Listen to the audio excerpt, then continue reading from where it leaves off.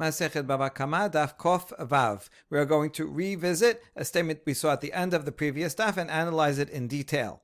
Gufa, Amar Rav Huna Amar Rav. Maneh li biyadcha v'hala omer en lecha biyadi kilum. V'nishba ubao edim patur. Shene'emar v'lakach be'alav ve'lo yishalem. Kevan shekibbelu be'alim shivua, shuv en v'shalamin mamon. If one person says, you owe me $100, and the other one says, I have nothing of yours. You never gave me $100. I don't owe you anything. And then and he swears to it that he doesn't owe. And then witnesses come and say, actually, you did. You borrowed $100. You never paid it back. Patur, the borrower does not have to pay him because the pasuk says that the owner will accept it and there is no payment needed. Let's look at the pasuk first. We're talking about when someone gives someone else something to watch for him, and it dies or it gets taken. So the shomer should swear that he didn't take it himself. And then velakach be'alav. What does it mean velakach? What is he taking? He's not taking any item because there is no item. He claimed that it's been stolen or broken, so there's nothing to take. So therefore, lo yishalem. What velakach be'alav means, the owner acquiesces and no restitution is made. Rav says this is an absolute law. That's it. Once he makes a shivu'ah, he no longer has to pay. Even if witnesses come after, that's the chidush. Lo yishalem. We don't reopen the case. Once the owner accepts, that's it. The owner foregoes any possibility of collecting it, and so that's all. The case is closed. Once the owner accepts the swear, accept to swear. So then that's it. He doesn't pay anymore. We suggested yesterday, based on this note, that it could be explained by Kimle b'drabamine. Maybe. But we're going to see that the Gemara today is going to have a lot of trouble with this. It makes no sense. Witnesses come and say, yes, you stole it, you have it, and still you don't have to pay. So we're going to challenge it out a number of times. Amar Rava, mistabera milte de Rabbe milved lo sa'anitana, ava pikadon b'rshute de marekae, v'Elohim. Amar Rava, filo pikadon dechi ketab kera b'pikadon ketiv. Rava says, if I'm just thinking about it, it's reasonable to me that Rav's law would apply in a loan, in the case of a loan, which is how he phrases it here, because loans are meant to be spent. If I give you $100, lend you $100, I'm not expecting that you're going to keep that very $100 bill in your drawer until it's time to return it, and you're going to return the same one. If I give you $100, I'm expecting that you're going to spend it on whatever you need to spend it, and then you're going to return to me other money. So there, in that case, it makes sense that I gave it to you, you obviously spent it, you don't have it anymore, and then if you claim that you don't owe it, and I accept your swear about it, fine, then you don't have to pay back. That makes some sense. But if it's an item, a deposit, I gave you an ox, and you have the ox still there, and you lie and say, no, I don't have an ox, I don't know what you're talking about, then it would make absolutely no sense to say, well, since you swore, keep it. The thing is right there. It's mine, and you have it there in your house. So Rava said it would make sense to make such a distinction. However, by God, it's not so, because Rav said that applied this law even to a deposit. After all, the pasuk that we just saw in Shemot, in the original context, is talking about a deposit of an item. So Rav is simply applying it also to a loan, but the pikadon is the original case. Yativ Rav Nachman v'kamar lahashma'ata. Rav Nachman was repeating this halacha. Of Rav. Rav Acha bar Yomi Rav Nachman. Rav Acha bar Yomi is going to challenge this law to Rav Nachman, and Rav Nachman is going to try to defend it. Hechan pikdoni, amar lo avad. Mashbi'acha ani, amar amen. והעדים מעידין אותו שאכלו, משלם את הקרן. הודה מעצמו, משלם קרן וחומש ואשם. So look at this Mishnah that we're going to see later on in this Masechet, where one person says, where is my deposit that I gave you? And the Shomer says, it was lost, sorry. And the owner says, I want you to swear. And the Shomer says, indeed, amen, yes, I swear. And then afterwards, witnesses come and say that the Shomer himself consumed it. He took it for himself. he has to pay the principal. And if he admits to it before Edim come, if he admits to it, then he has to pay a fifth and bring in Asham. That's the law. The Keren and Asham is only if you admit the guilt. Although, yes, true, you're paying more and bringing Asham, but you get atonement for it, so that's a good part of it. Okay, and anyway, the point is here, this is the case of Rav Nachman. A person first swore, and then witnesses came after, and nevertheless it says you have to pay Keren. Rav said that you don't have to pay after you swear. Challenge to Rav from a Mishnah. Amar Rav Nachman, so Rav Nachman says, oh, this Mishnah is talking about where he made a vow outside of Bet Din, right? It sounds like it's a conversation that they're having privately in the middle of the street. There's no Bet Din around. So if there's no Bet Din and he makes a swear, that's not an official swear. If it turns out he's lying, witnesses come, he has to pay. But what I've said, his law only if it's an official swear in Bet Din, and the owner agrees, accepts that swear. Case closed, right? No double jeopardy. That's it. Even if new testimony comes in, we don't open up the case anymore, and he does not have to pay. Okay, that's Rav Nachman's explanation. Amar le, yachi emasefa hechan piktoni. Amar lo nignav mashbiacha ani ve'amar amen ve'adim edim oto shegenavo mishalem tashomei kefel hoda ma'asmo mishem ken v'chomesh ve'asham v'yisal kadata chus betin mi ika kefel. So then Rav Acha bar Yomi has a follow-up question. Look at the continuation of that very Mishnah. If someone has a deposit with someone else, and he says, where is that cow that I gave you? And the Shomer says, it was stolen. And says, I want you to swear. And the Shomer says, yes, I swear. And then witnesses come and testify that in fact the Shomer stole it himself. It was not stolen from him. He is the thief. He has to pay double. If it's not witnesses that come, but he admits on his own, then because he swore falsely about a monetary claim, he has to pay a fifth and bring in Asham. Now, if you think this happened outside of Bet Din, when the witnesses come, would he have to pay double? The law is that you only have to pay double if it happens in Bet Din, not outside Bet Din. So this is a proof that, in fact, this whole Mishnah, if this half of the Mishnah, the second half happened in Bet Din, then the first half must also have been a swear in Bet Din. And Rav Nachman, that ruins your answer. Amar le yachina l'shanuyelach resha chutz Bet Din v'sefa beBet Din mihu shinuyah dechika la mishanin alach.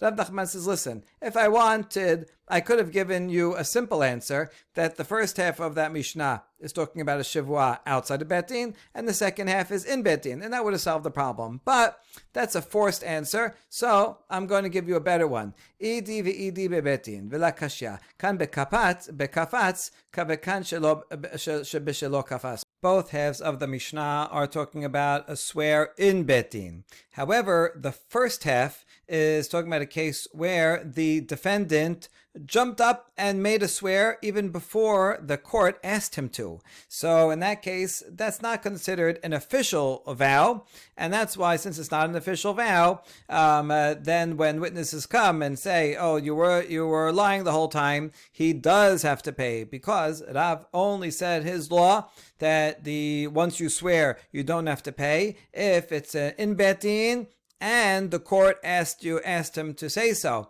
asked him to swear. But here it's in court, it's true, but he jumped the gun and made a swear before they asked him to. So that's not called an official one, and that doesn't get him off the hook. The second half of the Mishnah is talking about where he waited his turn. It was in Bet Din. The Bet Din asked him to swear, and that was an official swear, and therefore he does pay kefel. Now, why does he pay kefel according to Rav? Because the second half was talking about where he claims it was stolen. Even Rav agrees where the claim is that it was stolen, then he has to pay the double. Rav only applies his law when the bailee claims that it was lost. And so that is the case in the first half. That's why the first half we have to say kafatz, and Rav's own law is when he says it was lost. Okay, Amar le Rami bar Chama le Rav Nachman. Mikidid Rav la sevir alach mashkune nafshach ad Rav la malach. Rami bar Chama asked Rav Nachman, Rav Nachman, you don't even agree with Rav's law. So why are you pledging yourself? Why are you putting yourself on the line to answer these challenges in the name of Rav, as he just did? He says, you're right, I don't agree with Rav, but I want to explain the Mishnah, explain how he would explain the Mishnah. All right, that's all I'm doing. Hold on, Rav Nachman. Actually, why don't you agree with Rav? After all, Rav quoted a pasuk in Shemot 22 that we cited. Amri kera lechol nishpin shebatorah nishba'in velo mishalamin hu de'ata v'lakach ba'alav velo yishalem mi she'alav l'shalem hu nishba'. Rav Nachman says, I interpret that pasuk to apply to a different law, that any time someone has to swear according to when the Torah obligates someone to make a vow, it's only the defendant that makes a vow and gets out of paying, not a plaintiff that makes a vow and collects money. How do you know? Because it says v'lakach ba'alav, that's the plaintiff will accept the vow, and then the defendant will not have to pay. So you see, that's defendant making the vow. The one that would have to pay is the one that makes the vow. I use that pasuk for something else, and therefore I personally do not agree with Rav. Mativ Rav Hamnuna. Rav Hamnuna, a student of Rav, a direct student, asks a question from a Mishnah in Masechet Shavuot. Hishbiya alav hamisha pamim, ben befnei betin, ben shelo befnei betin, v'chafar alav hayav al kol achat ve'achat. V'amar Rabbi Shimon, ma ta'am, hui v'yachol lachazor ulhodot. If the claimant comes to a person and says, right, I gave you my item to hold, where is it? He says, I don't have it, and so he asks him to swear 5 times, and doesn't matter whether this swear is done in front of Bet Din or not in front of Bet Din. See, I'm not going to be able to get out of this one by saying that it was not in front of Bet Din. Okay, and the Bailey denies it each time.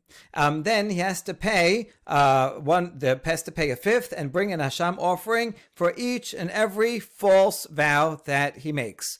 Why? I mean, normally, if you make one false vow, right, you made a claim that I owe you a cow or $100, and I make a vow, a false vow, that I don't give it, I didn't owe it to you, so that's it, that's done. Right now, I don't owe you more, so why should I be liable for a second time for the very same item, right? I already swore about that item. So Rabbi Shimon explains the reason is because each time that the defendant is asked to make a vow, he has an option that he could retract and make an admission, and then he would pay for the fifth and the asham for the vow that he made. So since at each point, after they made the swear, and he's asked again to make a vow, could be in a different Bet Din that they go to, that he asked him to make another vow. Since at each point he could admit and be liable to payment,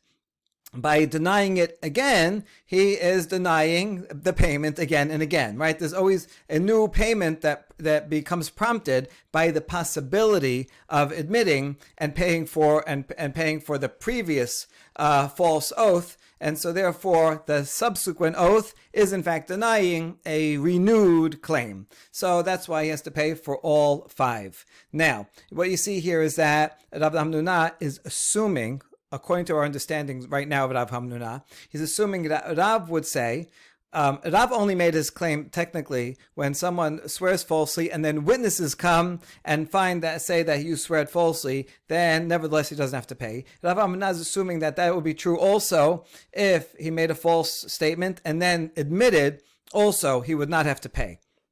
That's what Rav Hamnuna is assuming.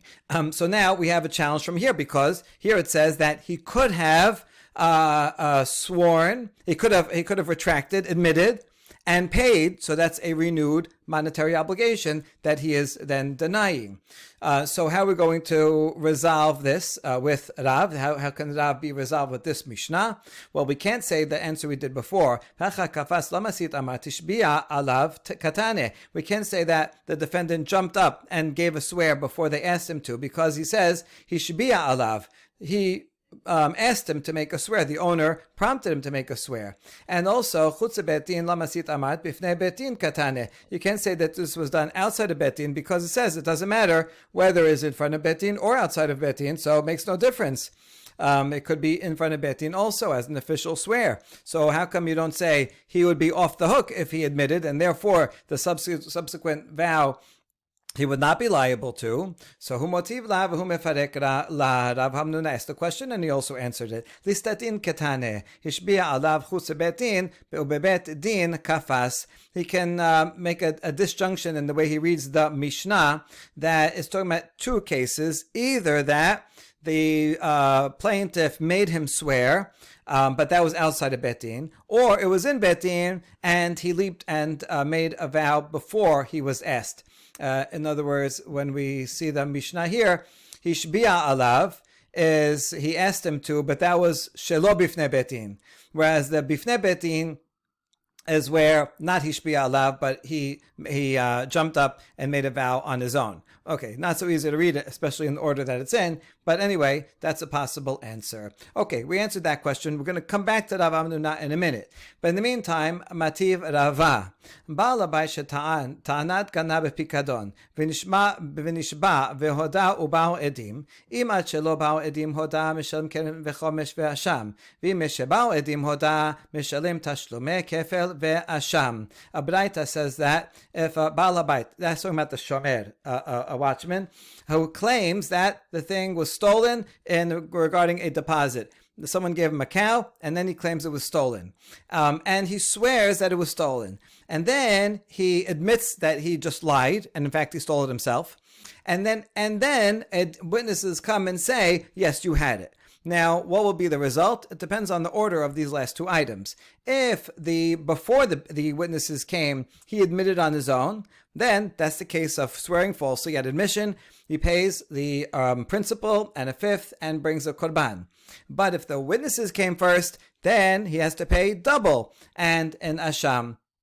Okay, so that's the law. Now, you see here that even though he admitted, or even though witnesses came, still he has to pay.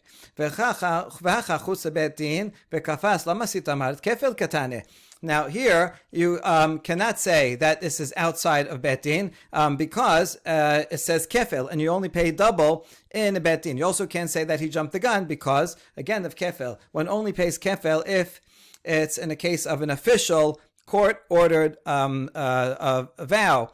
And so this has to be a court-ordered vow. That's the case of kefil. And here it says that he does pay even though he admitted and or the witnesses came. Ela amar Rava kol hoda lo shena to'en ta'anat abad velo shena to'en ta'anat ganav nameh lo amar Rav. Dehaketibit vada debat shalomeh keren v'chomesh. Rather, Rava is going to limit Rav's ruling down to only one of four possible cases. Remember, Rav is a first-generation Amora. Rava is a fourth generation.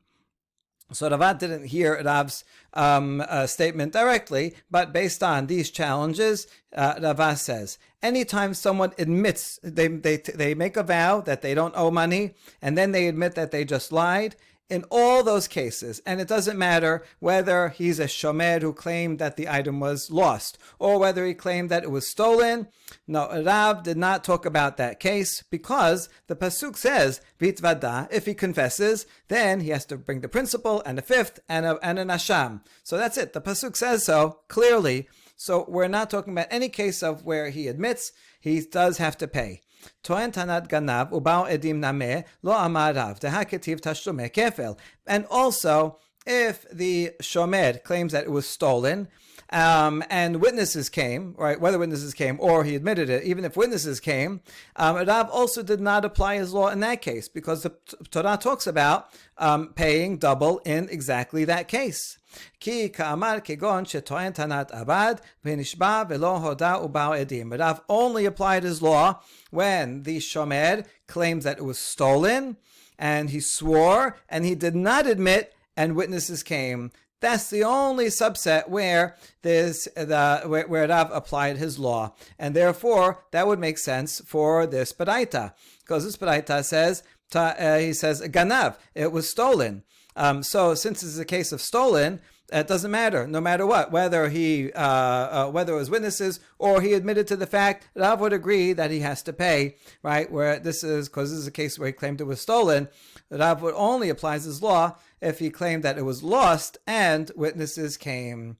All right, so Rava seems to have solved all the problems. However, Azal Rav Gamda Amara Lishmata Kamed Rav Ashe. Rav Gamda went and repeated what Rava said to the sixth generation, Amora Rav Ashe. Amar lehashta, Uma Rav Hamnuna, Talmidei de Rav, V'yadav d'amar Rav Hodak v'kamotiv Hoda, Ve'at amar Hoda, Lo amar Rav. So Rav Gamda said, this doesn't make sense. If Rav Hamnuna, who is a direct student of Rav, and he knows that Rav applied his law, also in a case where the liar admitted to it, and in fact, we know that because he asked a question from the Mishnah, which was a case where he of admission. That was the Mishnah that said if he swears 5 times, he is liable each and every time because he could have admitted, and then he would have to pay. He would have to pay after admitting. So Rav Hamnuna's question is assuming that he understands that Rav would exempt from someone if he swore and then admitted. And you, Rava, right, say that Rav did not say so? Notice, who is Rava to many generations later claim that Rav never said his law in the case of admission, when Rav Hamnuna, a direct student, did assume that Rav said his law also in admission, and we know that Rav Hamnuna thought that because he asked a question from a Mishnah, which is a case of admission. Good question. Amar le Rav Acha Sabah Rav Ashe. Rav Hamnuna hachi ka kashya le. So Rav Acha Sabah tells Rav Ashe, I can explain what Rav Hamnuna was actually asking, even together with your assumption that Rav never applied his law to a case of admission. Still, Rav Hamnuna's question makes sense. So in fact, Rav Hamnuna would be in agreement with Rava that Rav never applied his law in the case of admission, but only in the case of witnesses that came. How can we explain the question in that manner? Yamat bishlama nishba ki atu edim mechayev ametu lehachi mechayevin lekorban hashivua batraita hoyev yachol lachazor ulhodot. If you say that someone who swears falsely and then witnesses come and say you were wrong, then he does have to pay, meaning against Rav. Then the Mishnah reads smoothly, because this is the reason why we make this defendant liable for each and every swear, even 5 times, since he could have changed his mind and admitted. And since every time he admitted, that would prompt a monetary obligation, and then he lies about it again, so that's a new false swear about a new monetary obligation. So that all reads smoothly. Ela iamat ki atu edim patur, mika midi ilu ate sadeh u'mesahadeh bepatur, v'ana neku nechayebe korban hashivua, hui ve'achol lachzor ulhodot, hashtamiha la'odeh. However, if you say, as Rav does, that when witnesses come after he swore and say, "Oh, he really took it himself and he didn't lose it," if witnesses come that he doesn't have to pay because he already made a swear, and the plaintiff accepted that swear. If you accept Rav, then the Mishnah doesn't make sense. Is there ever a case where if witnesses had come, then he would not be liable to pay. And since he would not be liable to pay, then the next swear that he made, he would not be liable for that swear because it's not a new monetary claim, right? And so if witnesses had come, he would not be liable, but we are going to make him liable on the next vow, since it's possible that he could have admitted, but right now he didn't admit. So if he didn't admit to it, and there is actually no new claim, and in fact, if witnesses would come, then there would be no new claim at all, ever. So should we make him liable for the next vow, since he could have admitted, But yeah, it's equally possible that witnesses would come. And so we should not be more stringent on him because he could have admitted and he would have to pay than if the possibility that witnesses could have come and he would not have to pay. And therefore, it would not make sense to make him liable for all 5 if witnesses could have come at any time and made him patur. The Mishnah only makes sense if even whether witnesses come or if he admitted he would have to pay, and that way every new vow prompts another payment. That was Rav Hamnuna's assumption in the question. So we see that Rav Hamnuna could be in agreement with Rava, and in the end, we limited his law. Rav only applies his law that you don't have this defendant does not have to pay. Only in the one case of it was lost. He claimed it was lost. It wasn't really lost. And witnesses said, not so. In that case, since the plaintiff already accepted the vow, the defendant no longer has to pay. Next, we have another halacha about a similar topic, this time by Rabbi Yochanan. Amar Rabbi Chia, Amar Abba, Amar Rabbi Yochanan. Hatoen tanat ganav b'pikadon, mishalem tashlume kefel. Tavach u'machar, mishalem tashlume arba'a v'chamisha. Someone who claims that the item that he was supposed to be watching as a shomer was stolen, and then he claims it was stolen, but is lying, and he swore to the fact, he has to pay double. If that person then slaughters it or sells it, he has to pay 4 and 5 times. That's Rabbi Yochanan's ruling. In other words, the 4 and 5 time payment applies not only to an actual thief, that we all know, right? And as someone who actually steals something outright, ganav, and then slaughters or steals or sells it, has to pay 4 or 5. Here the chidush is that a shomer who keeps the item for himself lies and swears that it was stolen from him, even though he actually kept it the whole time. And if he has to pay double, and that we know because the Torah says so. And if he then slaughters and sells it, he also has to pay 4 and 5. That's Rabbi Yochanan's chidush. What's his reasoning? Hoil v'ganav mishalem tashlumei kefel, v'toen tanat ganav mishalem tashlumei kefel. Ma ganav shu mishalem kefel, tabach u'machar mishalem tashlumei 4 ו-5, אף טוען טענת גנב פיקדון, כשהוא משלם תשלומי כפל, טבח ומחר משלם תשלומי 4 ו-5. Since a regular ganav, thief, has to pay double, and someone, a shomer, who claims it was stolen, also pays double when he swears falsely that it was stolen, but he really has it.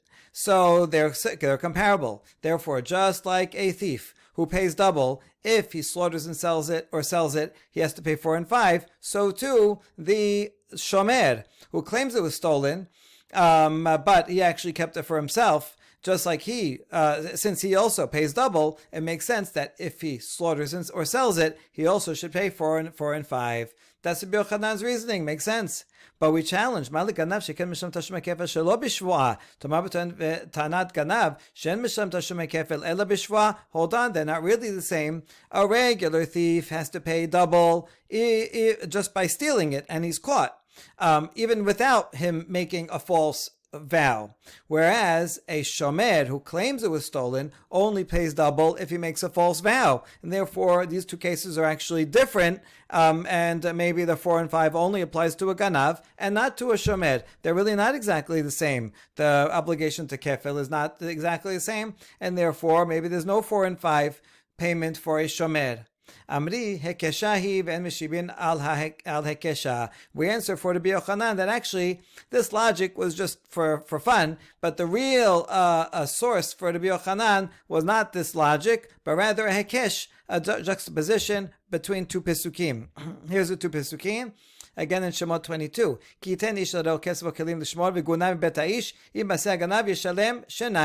Something stolen, this is talking about a regular thief, and we find that he has it, he has to pay double. If the thief is not found, what do you mean the thief is not found? So this is talking about a shomer who keeps it himself. And so he comes and swears that he didn't take it himself. So this is talking about a shomer, and you see that they're back to back. And just like they both pay double, so too they both have to pay 4 and 5. Okay, this answer that's a hekesh makes sense according to that interpretation we just said. that one of these pesukim is talking about a ganav, and next one is talking about a shomer who claims it was stolen. Fine, yes, they're juxtaposed. But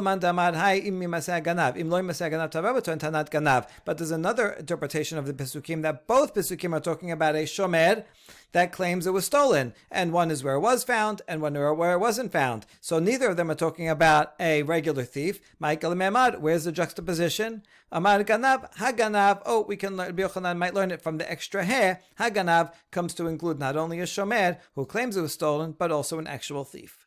Now a challenge to Rabbi Yochanan. Itibe, Rabbi Chia bar Abba Rabbi Yochanan. Hechan shori nignav. Mashbiach ani v'amad amen. V'adim me'aidim oto shachalo. Meshalem tashume kefel. V'hacha di efshar lekezayit basar belo shechita. V'katane meshalem tashume kefel. Tashume kefel in. Tashume abba v'chamisha lo. Look at this beraita. Someone who owns an ox goes to the shomer. Where's my ox? And the shomer says, oh, sorry, it was stolen. Not responsible. So then the owner says, I want you to swear. And the shomer says, Amen. Yes, I swear. And then witnesses come and say, we saw the shomer eating this ox. He has to pay double. Now, how can you eat that? You can't eat any part of the ox, not even one kezayit, without shechita. So if he's eating it, obviously he did shechita. And yet the Beraita says he pays double. Yes, double only, and not 4 or 5 times for having slaughtered it, for doing shechita.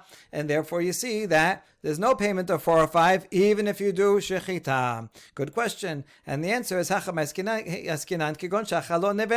no, it could be that the shomer did not do proper slaughter. He just shot it, knocked it over the head, and ate it as a nevela. I mean, the guy is not so trustworthy. He stole the animal in the first place. Maybe he doesn't care about eating kosher meat, and he ate it as a nevela. So that's what we're talking about. But indeed, if he did kosher shechita, then he would pay 4 and 5. So that's a good answer. But we wonder, why didn't Rabbi Yochanan give us a better answer? We don't want to make this guy such a rasha that he goes brazenly and kills an animal without shechita and eats it. Let's try to find a nicer answer for him. Why didn't he answer? Terefa means he tried to do shechita. He did a proper shechita, but then it turned out he opened up the inside, the lungs, and found it was a terefa. It was not going to live out 12 months. So why not say that's talking about a terefa? And this would follow Rabbi Shimon, who says that it's only called shechita, official shechita, a legal shechita, such that you have to pay 4 and 5, it ends up giving you kosher meat. And here, it doesn't have to give you kosher meat, so there's no shechita, and so that's why he doesn't pay the 4 and 5. But at least say he tried. Why not say that? And the answer is, could it be me'ir? Because we're not following Rabbi Shimon. Rabbi Yochanan is following Rabbi Meir, who says that an act of shechita, even if it doesn't end up giving you kosher meat, because, for example, it was terefa, nevertheless, that is called shechita for the law of paying 4 and 5. So he then, if it was terefa, he would still have to pay 4 and 5, so that would not be a good answer. Why not say it's talking about a ben pekua? Is a fetus that's inside a cow, and you do kosher shechita on the mother cow. In that case, all the insides of the mother cow are permitted. You could eat its ribs, its brain, its heart, everything inside the cow is permitted, except for the cheleb and gidanashe and all that. But the fetus itself is just a limb of the mother, and therefore is kosher. If it was dead and you took it out, you could eat it. And if it's alive, also, you can let it grow up, and then you can't eat it alive because it would still be dam. There's still blood in there, so you have to take out the blood. So you'd have to kill that offspring in some way, but you don't have to do shechita, right? Once you do shechita on the mother, it covers the fetus inside, and so maybe he never did shechita. He stole this shomer, stole this ben pakua, and then he didn't do shechita. He just knocked it over the head, killed it, and took a piece of it, which is actually kosher meat. And why not say that? And that way, okay, he's already a thief, but let's save him from also eating non-kosher. And the answer is, Rabbi Yochanan here is following Rabbi Meir, who says that even a ben pakua requires shechita. This fetus is considered its own being, and even though you did shechita on the mother, still, if the fetus is alive, you have to, and you take it out alive, then you have to do shechita on the fetus as well. So that wouldn't work. Why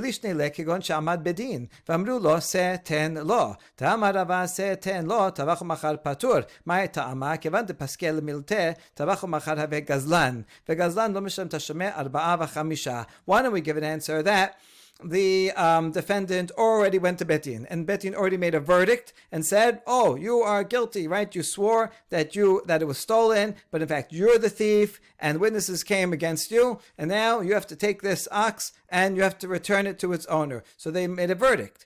And after all, Rava said that if Bet Din made a verdict and said you have to give it back, and then he, instead of giving it back, he slaughtered or sold it, he does not have to pay 4 and 5. Why? Because once they make a decision on the matter, and then he slaughters or sells it, he is a gazlan, like a out in the open robber, who does not have to pay 4 and 5. In other words, since he in the beginning he was like a thief who gets something in private, who goes in the night when no one's looking and stealing. Only a thief in the night has to pay 4 and 5, and so that's what this guy was doing, because he didn't do it out in the open, right? He had this item that he was being a shomer, and he kept it. So then, if he then stole, kept it, swore, and then slaughtered it, he would have to pay 4 and 5. But once the Bet Din says that you have to give it, now it becomes like a deposit. Like a shomer, which he has to give. At that point, if he then goes and slaughters it and steals it, that's out in the open, and that's considered a gazlan, and the gazlan does not have to pay 4 and 5. Why don't we say we're talking about a case like that? Rava continues his explanation. If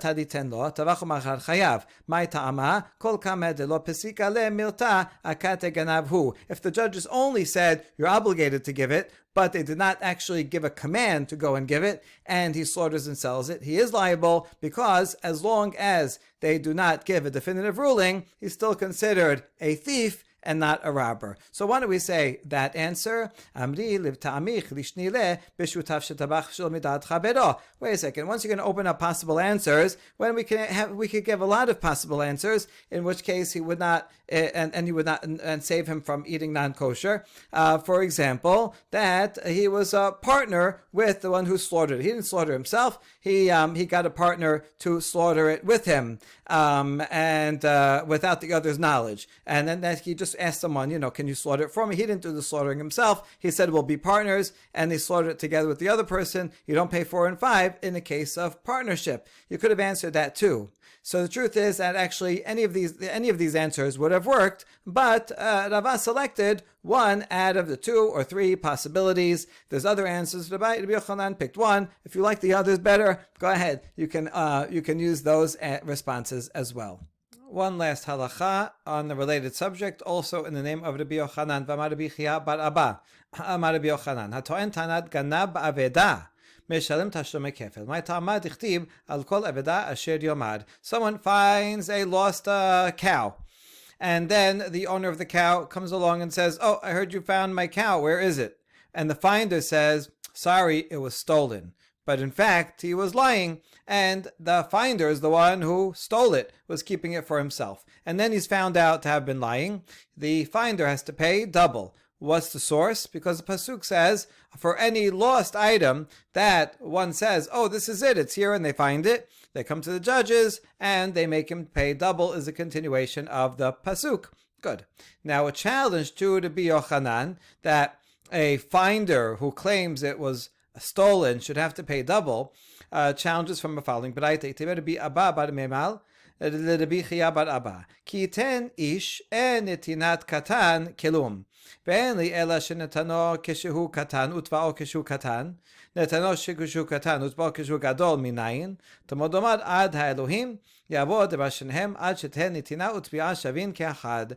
The Braita is talking about a shomer. Someone gives someone else something to hold, and then the shomer claims that it's gone, but really he stole it. So the Midrash says, Kiten ish, if a owner of an item gives something over to a shomer, since it says ish, it has to be an adult that gives it over. But if it's a katan, if it's a minor, so he doesn't have the mental capacity to give over an item as a deposit, and so therefore this law would not apply. And furthermore, so based on that ish, I only know that if he gives it when he's a child, and then he comes and claims it, the owner of the cow comes and claims it also when he's a child, right? He was 10 years old when he gave it over. He was 11 years old when he comes to claim it. And then the shomer says, oh, it's gone, and he lies. In that case, he doesn't pay double because the owner was a child the whole time, who doesn't have the possibility of giving or making a proper claim, that's for sure. But what about, that's if he was a child the whole time. But what if he gave it when he was a child, he was 11 years old, and then he comes to claim it sometime later when he's 14 years old, and now he's already an adult? How about in that case, would he have to pay? Therefore, the pasuk says, to the judge will come the matter of both of them, and shenehem. From that we learn that the giving and the claim have to be equal, meaning when they're both when he's an adult.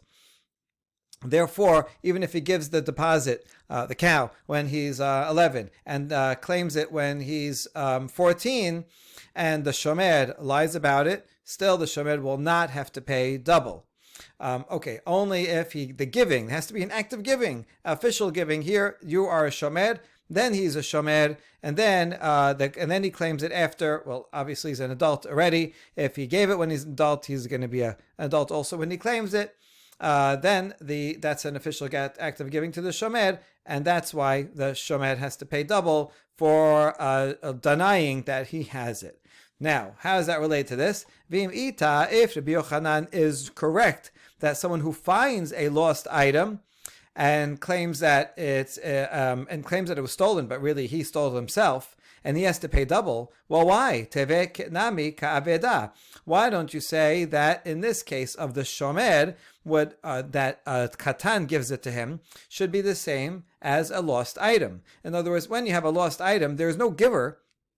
The guy just lost his cow. The cow went and wandered off. And then this guy finds the cow. And so now, if he claims that it was stolen, but he really has it, that should be the equivalent to a minor saying, hey, here's a cow. Here's my cow. Can you watch it for me? There also, because he's a minor, there's no act of giving.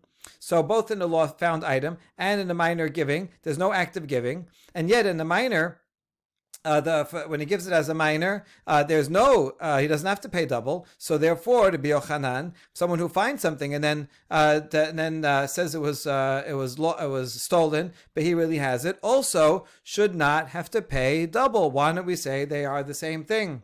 Amar le Rabbi Chia bar Abba answers Rabbi Abba bar Memal by saying, Hacha b'maiskinan kegon shachalo kishu katan. This braita is not actually focusing on when the giving happens, right? Even if this minor as an 11-year-old gives the cow at that time. Okay, that doesn't matter. The giving is not important. But rather, what is important is when did the receiver, the shomer, consume it and take it for himself. If he consumed it at a time when that giver was still a child, so then at the time of the crime, this still belonged to a child, and so he is not responsible. He only has to pay double to a crime done against an adult who gave it to him, but not if the owner is currently a child.